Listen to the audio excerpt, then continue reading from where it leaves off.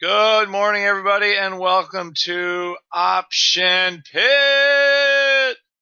How's everybody doing on this fine fall?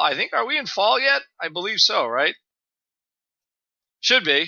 Anyway, it feels like fall outside if you live in a place like Maine. Anyway, early Wednesday officially is the end of summer. Yeah, I mean, we're still swimming this weekend, so. But yeah, it's about time to change gears. All right, and with that, Mark's Education Blog, long idea of the week, buying some calls in Goldman Sachs, which actually looks okay this morning. Goldman up $2. So also for all of you that are, for all of you that are new to Option Pit, we are going to start keeping more of a running tally of names we're looking at, trade ideas we're looking at, to keep the chat room sort of moving along with ideas as they appear interesting to us. And hopefully you'll appreciate that new feature. So that will start, we'll get the ideas will start to come out in the morning, strategy letter, just stuff to germinate around as the week goes on. We have had very volatile weeks of trading. So if anything, the focus as always is always to take profits. But I think, with these swings, you have to do it a little quicker than normal. It's not like it's a trend. We're getting any kind of real trend. Mark also had an event this weekend, which was extremely well attended, a cash management webinar. If you want details, send a note to me at andrew@optionpit.com. Next, we have our boot camp coming next week. Okay. Again, understanding how to use Greeks, how to sell options. Is the risk video available? It should be. Mark has not sent out the link yet. I don't have it yet. So again, if you guys have any requests for it, any Option Pit subscriber should have access to all that stuff. Let me take a look here on the schedule. Let's go back. It's not posted here for Saturday yet, so it should be. Okay. So I will give him a little reminder of that. All right, let's go to the markets.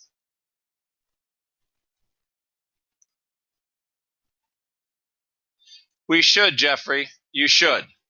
Basically, if you're an Option Pit like chat member, gold subscriber, or above, you have access to everything should be through the schedule.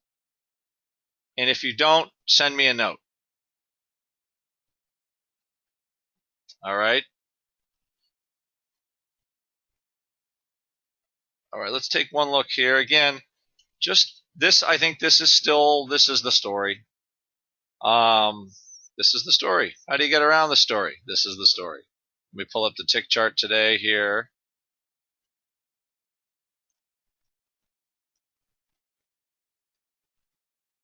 It's probably how you signed in.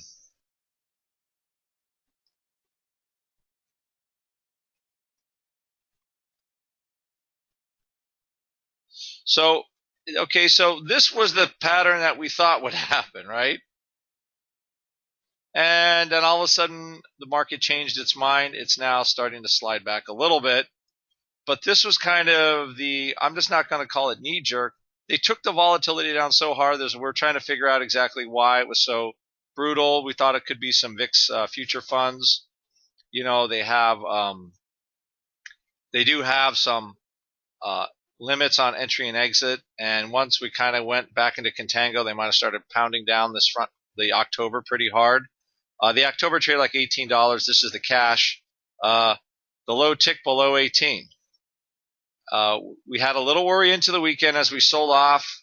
Although I remember into the close on Friday, they'd take vol futures down a bit. And now all of a sudden, you got to have a slow. So basically, this is the story. We need to have some days where just not a whole lot happens, where every ripple out of China does not send the market down 2%.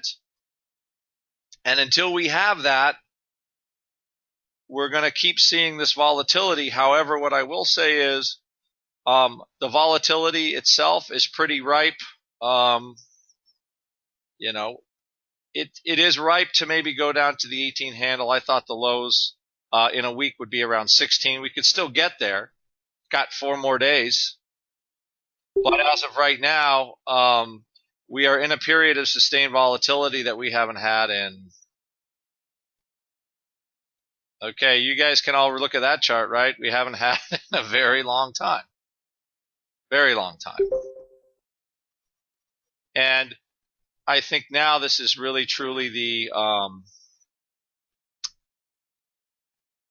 as the market adjusts to the Fed getting out of, basically the end of monetary policy. Who knows, right? Again, speculation, but, can you see 12 volatility? Yeah, volatility actually in like 1994, 95 got down to like the 10.9 handle in VIX. Very, very low.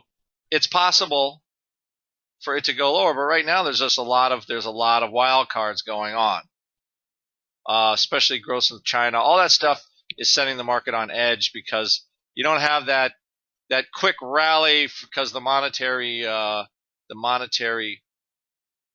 bulls are going to be out pumping things up. However, what I will say is just looking at short-term vol here, we had that one huge day again. I still think there's a mechanical issue here.